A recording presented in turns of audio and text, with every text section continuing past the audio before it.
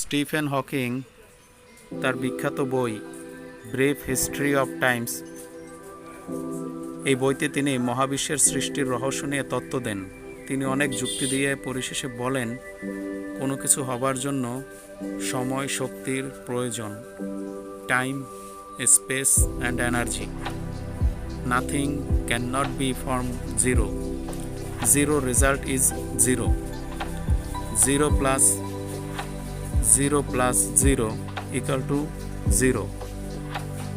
তেমনি মহাবিশ্ব শূন্য থেকে সৃষ্টি হয়নি, মূলত মহাবিশ্বকে সৃষ্টি করা হয়েছে। তাহলে কে সৃষ্টি করল?